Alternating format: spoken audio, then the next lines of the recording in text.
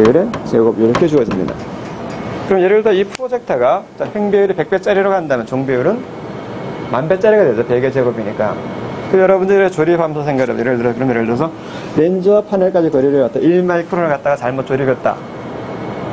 그렇게 되면 상이 원래 이 자리에 생길 상이 이만큼 이동해버리죠.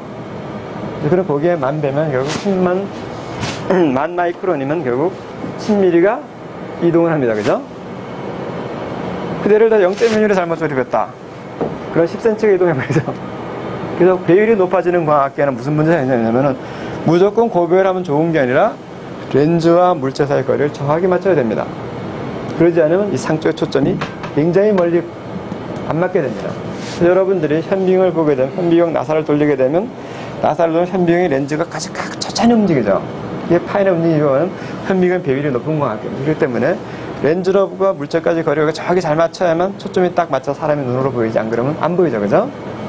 그래서 여러분들이 횡배율이 높은 광학계는 반드시 뭐가 붙냐? 종배율이 따라 붙고 종배율이 커지고 종배율은 제곱에 비례하고 그러면서 자 물체와 상간의 거리를 정밀하게 초점을 맞춰줘야 됩니다. 자 그럼 여러분들이 보게 되면 말이죠. 예를 들어서 조금 막 실제로 그런 것도 아니겠습니다만은 프로젝션 렌즈까지 가장 중요한 것들은 고배율 광학계입니다. 그래서 그 확대하는 광학계들은 파넬하고 모자하고 렌즈의 거리를 맞추는 게 굉장히 핵심 기술입니다. 그럼 예를 들어 요즘 같은 뭐 그런 게 좀 별로 없습니다만은 최초의 프로젝션 TV가 나와서 가장 큰 문제가 이 물체와 렌즈 간의 간격을 입장의 규정이 가장 큰 기술적인 문제였습니다. 이게 무슨 문제가 생기냐면 아무리 조립을 잘 해놓더라도 온도가 변하면 열팽창이 생깁니다. 열팽창이 생기면 여기에 금속 경통이나 발열이 늘어났다 줄어들었다 한다는 거죠. 그래서 여기서 렌즈의 거리가 바뀐 효과가 나버립니다. 그럼 어떻게 설계를 해야 되냐면 그러면 온도가 바뀌어서 이 거리가 바뀌더라도 이 거리가 바뀌지 않게 설계를 해야 됩니다. 그러다가 우리 비열화 기술을 합니다. 사실 이 해설하는 게 굉장히 어렵습니다. 그래서 초창기에 프로젝션 TV가 나오면 제가 기억하기에는 1985년도나 그때쯤 되면 제가 한참 학생 시절 공부하는 시절인데 프로젝션 TV가 다방 같은 데 가면 하나씩 있었습니다. 큰 스크린 놓고 비추면서. 근데 보게 되면 말이죠. 한 2시간 지나면 자동차 삐 꺼집니다. 그러면서 램프가 과열이 돼서 보호를 하기 위해서 끕니다. 근데 사실 보게 되면 2시간에 온도가 올라서 초점이 안 맞게 상이 흐려지기 시작합니다. 그래서 온도를 재가지고 초점이 벗어나게 되면 자동으로 꺼지게 만들어버린 거죠. 요즘은 이 기술이 올라가지고 몇 시간을 켜주더라도 열을 다 밖으로 빼고 그 다음에 초점이 안 변해 설계를 돼가지고 초점이 그냥 켜놔도 괜찮습니다. 실제로 보면 여기 여러분들이 아까 방금 예를 들었지만 예를 들어 뭐 횡배율이 100배짜리면은 종배율이 1000배니까 1마이크론 변할 때 초점이 10mm씩 움직이니까 이게 작은 게 아닙니다. 그래서 고배율 광학계에서는 온도 조절이 굉장히 핵심 기술입니다. 그 다음에 이것도 아까 좀 말씀드렸지만, 그 다음에 이제 각별은 어떤 광선이 주광선에 입사할 때의 각도와 출사할 때의 각도를 비롯다가 각배율이라고 합니다. 그래서 이것도 마찬가지로, 자, 주광선과 입사 출사할 때의 각도의 비율도 라그란지 분류에 마찬가지로 성립하는데 우선 나중에 입사동과 출사동이라는 부분이 뒷부분에 있는데 그걸 다시 한번 설명을 드리겠습니다. 그래서 어떤 광선이 들어올 때 각도가 베타, 나올 때 박타 하면 이것도 마찬가지로, 자, 이 근축각, 광선이 들어올 때의 근축각과 나올 때까지 비교를 하는데 실제로는 이 각도가 아주 작다면 문제가 안 돼. 실제로 이 각도가 작지 않습니다. 그래서 그럴 경우 세 가지로 해서 망원경의 경우는 그냥 각도가 작을 때는 베타분의 베타프럼, 들어올 때가 실제 각도를 베타라고 하죠. 그 다음에 여기 탄젠트, 그 다음에 카메라 광학계에는 각별을 실제로는 U분의 U프럼, 각도 입사각과 출사의 비로 정의되어 있죠. 실제로는 탄젠트를 씁니다. 그 다음에 노광광학처럼 특별한 경우에 사인 베타 초광각 광학계가 이런 건 좀 드문데 만약 있다면 일단 여기서 사인 값을 넣습니다. 그래서 실제로 이렇게 세 가지로 그쳤습니다. 다음으로 또 너무 부탁드려서 자, 그 다음에 결상 방정식에서 뉴턴의 공식에 대해서 설명을 드리죠. 지금 같은 뉴턴의 공식은 어떤 렌즈가 있고 제1주면 제2주면 있고 여기 제1초점 여기 제2초점이 있습니다. 그림이 좀 여기 좀 잘려버렸는데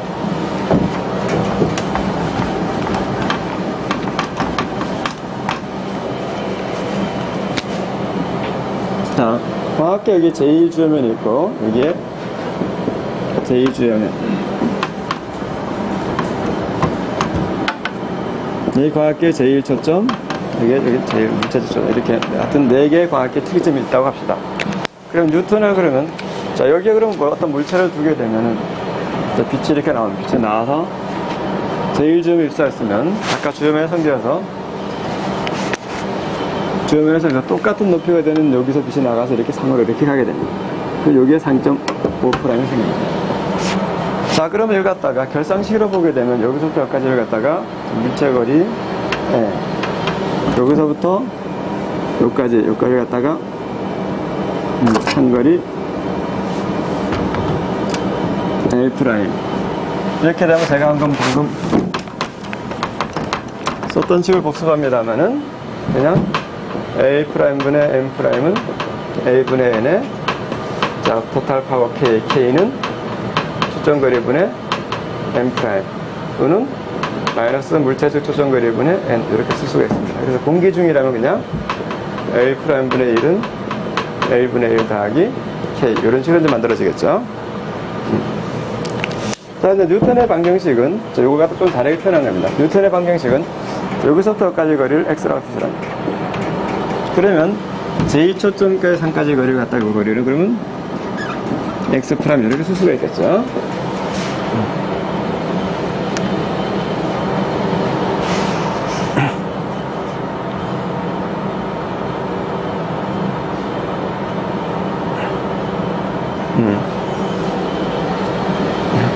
X'은 잠깐 수정을 해야 되겠는데, 제 강의 자료에 Z라고 써놨는데, 그냥 이렇게 그냥 써놨으니 그냥 넘어갈게요. 그러다 넘어가죠, 그 다음으로. 한꺼번에 설명드리도록 하겠습니다. 이거 아닌데, 다시 미안해. 다시 앞으로 하지. 또 앞서 없어졌네요. 그러면, 자, 여기서 그러면은, 여기 광학교 행별 MT라 그러면 X'은 광학교 행별 곱하기 렌즈의 초점거리가 됩니다. 그래서 거기에 보면 여러분들이 요 밑에 식입니다. 그래서 Z를 X로 바꿔서 그 다음에 요거를 보면, 자, 물체 측에서, 요 거리는, 그럼 X는